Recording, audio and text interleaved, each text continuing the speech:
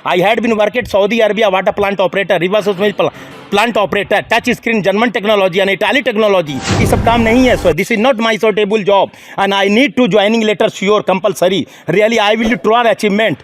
छोड़ दिया किसी ने.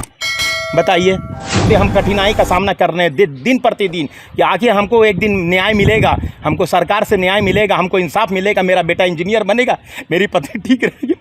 हम बहुत परेशान हैं, हम बहुत रोते हैं. क्या कोई सहायता करने वाला? जज साहब ने मेरे प्रतिबंध लगा दिया, मेरे पिता के ज़मीन पर बेचने पर मेरा अधिकार छीन लिया. नमस्कार, आपके साथ मैं हूं निशा और आप देख रहे हैं भारत 24/7. अभी हम लोग यहाँ रास्ते से गुजर ही रहे थे तो हमारी मुलाकात एक ऐसे शख्स से हुई जिनके बारे में जानकर हमें बहुत हैरानी हुई. मतलब आप उनकी कहानी सुनेंगे, बातें सुनेंगे तो आपको भी आई एम श्योर कि आपको भी बहुत बुरा लगेगा उनकी बातें सुनकर. आप मतलब ऐसे शख्स हैं ये, इन्होंने ग्रेजुएशन कर रखा है, ग्रेजुएट है और ये ऑटो चलाते हैं. एक ऑटो चालक के बारे में आज हम बात करेंगे जिन्होंने ग्रेजुएशन कर रखा है और बाहर जाकर सऊदी में इन्होंने जॉब भी किया है, अच्छी खासी फराटेदार इंग्लिश भी बोल लेते हैं और उनकी ये हालत है कि वो ऑटो चला रहे हैं इस वक्त. तो आइए आज हम उनसे बात करेंगे, उनकी जीवनी के बारे में जानेंगे, उनसे बात करेंगे कि आखिर ऐसा क्यों हुआ, क्या हुआ, उनकी पूरी कहानी जानने की कोशिश करें. आइए हम उनसे बात करते हैं. क्या नाम हुआ आपका? सुल्तान मोहम्मद अली जैदी. अच्छा सुल्तान जी, आप अपने बारे में बताइएगा. मेरे पापा ने 2 शादी किए थे. पहली शादी बाधितपुर में किए थे, दूसरी शादी उगदी में किए थे. पहले से 4 बेटा 1 बेटी है. एक बेटा और एक बेटी की देहांत हो चुका है और अपनी 4 दूसरे घर से 4 बेटी 1 बेटा है.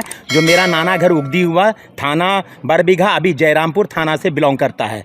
समझ रहे हैं, हम लोग यहीं के भारतवासी हैं, रहने वाले हैं. हमारे साथ इतना अन्याय हुआ है कि हमारे जो हिस्से का खेत था वो बेच दिया और करोड़ों में खेल रहा सौतेला भाई. जैसे इकबाल करीम, आफ्ताब करीम, जावेद करीम, आता करीम, जावेद करीम की मृत्यु हो गई है और बहन की भी चांद सुल्ताना की मृत्यु है. मेरी बहन साकरा खातून उर्फ तारा और परवीन शमसुन नेहर बानो और बेबी परवीन हबीबा और पम्मी रोशन आरा और मैं सुल्तान मोहम्मद अली जैदी. आखिर हमारे पिता की संपत्ति पर मेरा भी पूरा अधिकार है. हमने 2 कट्ठा बेचा ज़मीन और बहन की बेटी की शादी भी करवाया और हमने कुछ बेच करके बहन की शादी के बाद ऑटो लिया, 4 टोटो और 1 टोटो जो है तोड़ दिया ड्राइवर लोग. आज 1.5 लाख इसका बैंक का किस्त बाकी है.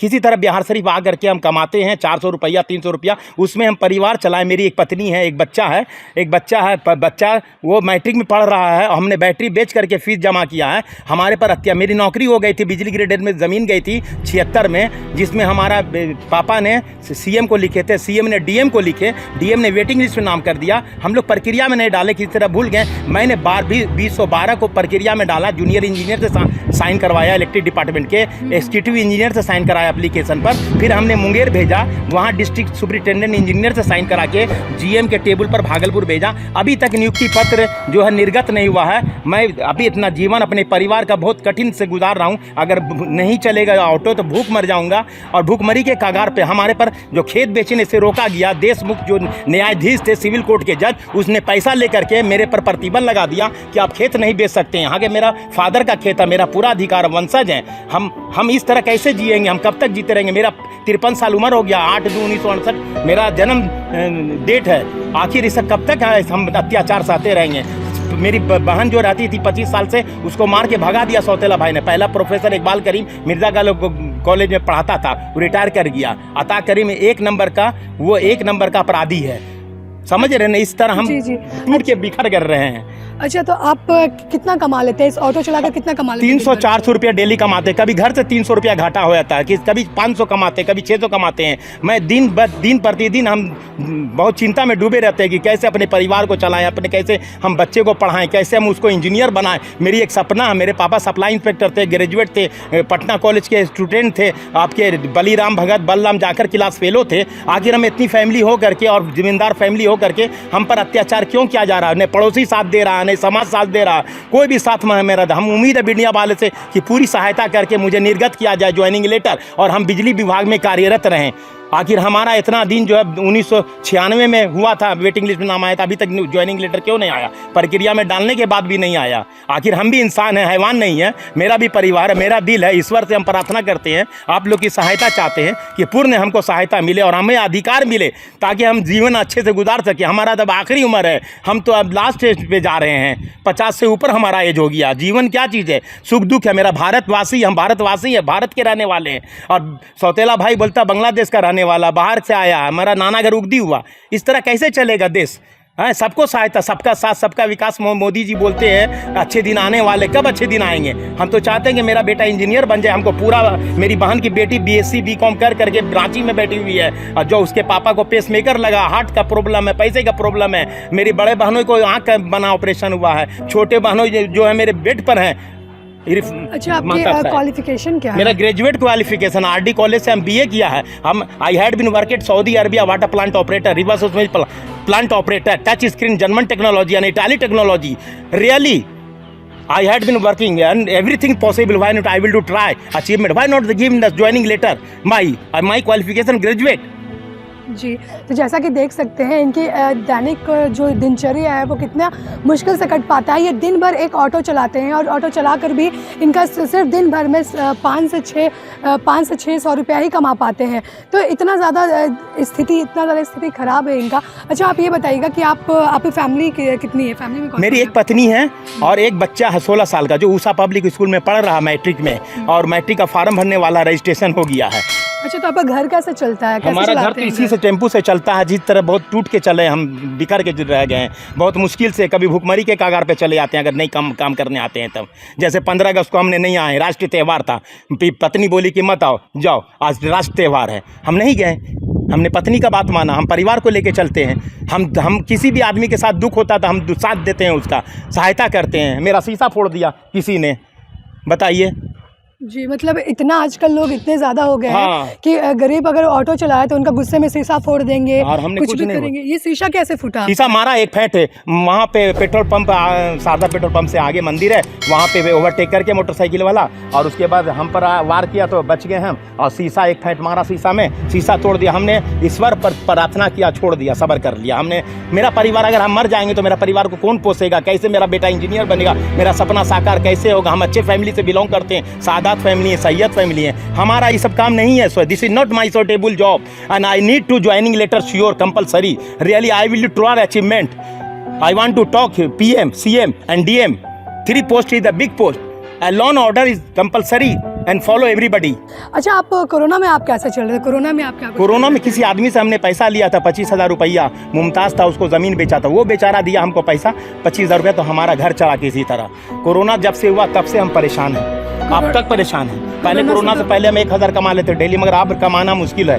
बहुत सारा टेम्पू है, हमारा पास अप टू डेट कागज़ है, इंश्योरेंस है आपके 22 दिसंबर 2022 तक, पॉल्यूशन है 6 जनवरी 2024 तक, आपके फिटनेस हमारा है 6 जनवरी 2024 तक, हमारा पॉल्यूशन है 31 दिसंबर, अप टू डेट कागज़ है, ड्राइविंग लाइसेंस है, सब कुछ है। उसके बावजूद भी हम कठिनाई का सामना कर रहे हैं दिन प्रतिदिन कि आखिर हमको एक दिन न्याय मिलेगा, हमको सरकार से न्याय मिलेगा, हमको इंसाफ मिलेगा, मेरा बेटा इंजीनियर बनेगा, मेरी पत्नी ठीक रहेगी। हम बहुत परेशान हैं, हम बहुत रोते हैं, क्या कोई सहायता करने वाला? जज साहब ने मेरे प्रतिबंध लगा दिया, मेरे पिता के ज़मीन पर बेचने पर मेरा अधिकार छीन लिया। देशमुख साहब न्यायाधीश हम पर अत्याचार किए हैं, वो बुरी तरह अत्याचार किए हैं देशमुख साहब, सिविल कोर्ट शेखपुरा के। और नारायण दास शर्मा ने उल्टा फैसला दे दिया, बिजली ग्रिड का पैसा सौतेली माँ के नाम से कर दिया। हाई कोर्ट में 72-16 केस चल रहा, पेंडिंग है। सिविल कोर्ट में 17-9-50 चल रहा है शेखपुरा में, वो पेंडिंग है। जज साहब नहीं आए हैं, तारीख पे तारीख, कब निर्णय आएगा? मेरे मरने के बाद या मेरे जीवन काल में? तो आप सरकार से न्याय की मांग करते हैं। हमको पूरा न्याय मिलना चाहिए, सभी इंसान को न्याय मिलना चाहिए जो दुख में पड़ा है, जो यहाँ पे कठिनाई का सामना कर रहा है। हम भारतवासी, हम भारत के हम निवासी हैं, हमने जन्म लिया भारत में। हमारा घर है, नाना घर हमारा उगदी हुआ, दादा घर हुआ यहियापुर बंगला पर शेखपुरा। आखिर क्यों नहीं हमको न्याय मिलेगा? हम ग्रेजुएट हैं, पढ़े लिखे, ability, I be able to work, I can do work electric department for colour post. हाथ देख सकते हैं, ये आपका 4 ही फिंगर है, ऐसा क्यों? क्या हुआ? ये सौतेला भाई से झगड़ा हुआ, मारपीट हुआ था, मारा था लोहा से, कट गया, बोन कैंसर हो गया था, जिसमें कमरुल होदा राजेश्वरी और 15 दिसंबर 2006 में फिंगर रिमूव किए। फिर बोन कैंसर हो गया तो हम टाटा मेमोरियल कैंसर हॉस्पिटल में इलाज कराए। हमारे पास सर्टिफिकेट है इसका, फिंगर रिमूव का भी, और टाटा मेमोरियल बॉम्बे का कैंसर हॉस्पिटल का भी। तो हमने इलाज करा करके हम स्वस्थ हुए हैं और काम कर रहे हैं। दर्द होता हम बर्दाश्त करते हैं, दर्द होता रात में होता, दिन में होता, बर्दाश्त करते हैं। क्या करें, पूरी उंगली नहीं मुड़ पाती है, मगर गाड़ी चला लेते हैं, खा पी लेते हैं, लिख लेते हैं, सब कर लेते हैं। सब कर लेते हैं, जहाँ भी होता है कर लेते हैं काम, मगर हम दुख में ज़िंदगी गुजार रहे हैं। जितने भी जनता आपको इस वक्त देख रही है, आप उनको क्या कहना चाहेंगे? हम उनसे सहायता करना चाहते हैं कि हमारी जल्द से जल्द सहायता हो, मुझे न्याय मिले। और बहुत हमको रोना आता है अपना दुख, अपना समस्या को देख करके, अपने प्रॉब्लम को देख करके, कि इससे निदान हमको कब हो जल्दी मिलेगा, जो हम आराम से बिजली विभाग में वेतन उठा सकें हर महीने, जो भी हो 20,000 40,000 जो भी महीना मिले हमको बस ये न्याय चाहिए, जल्द से जल्द न्याय चाहिए। मरने के बाद नहीं, मरने से पहले, और इसी साल चाहिए हमको, 2022 में चाहिए हमको। 2023 का हम खुशी देखना चाहते हैं। जी जी। क्योंकि 60 साल की जीवन ही है इंसान की। मेरा तो 53 साल हो ही गया, 9 साल अभी भी बाकी है। 62 में रिटायरमेंट होता, 9 साल तो हम आराम से जिएंगे। जी बिल्कुल। फिर पेंशन प्राप्त करेंगे हम। हाँ, तो जैसा कि आपने देखा, हमने अभी इनसे बात किया, कैसे उन्होंने अपने दिनचर्या के बारे में बताया, सब कुछ बताया, कितने कष्ट में, कितनी मुश्किल से अपना जीवन व्यतीत कर रहे हैं ये लोग। मतलब कोरोना तो सब कुछ, कोरोना लगभग हम बताएं तो 50 से 60% घरों को बर्बाद कर चुका है कोरोना। जिनकी भी नौकरी थी, बिजनेस थी, जो कुछ भी था, वो सब कुछ ले गया ये कोरोना का ये बीमार। अब इनका भी देखिए हालत कितना ज़्यादा ख़राब हो चुका है। ये इनके पास सिर्फ 4 उंगली है, 1 उंगली इनका ऑलरेडी कटा हुआ है, फिर भी क्या करेंगे ये। इनकी फैमिली है, इनकी एक बीवी है, एक बच्चा है जो 10th का एग्ज़ाम दे रहा है। तो ऐसे में ज़िंदगी गुजारना बहुत ही मुश्किल हो जाता है। दिन का ये सिर्फ 600-500 रुपया कमा पाते हैं, उसमें कैसे अपना जीवन व्यतीत करेंगे।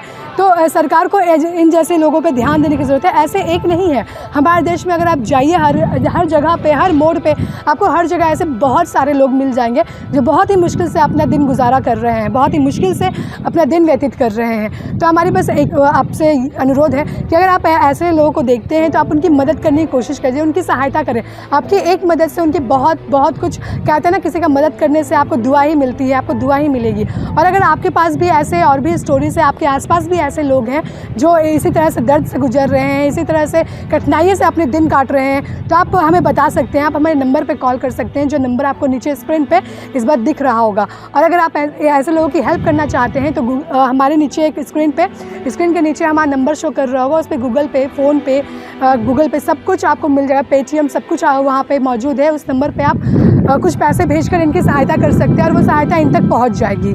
तो बस आज के इस रिपोर्ट में इतना ही। कैमरा पर्सन साक्षी के साथ मैं निशा, भारत 24/7।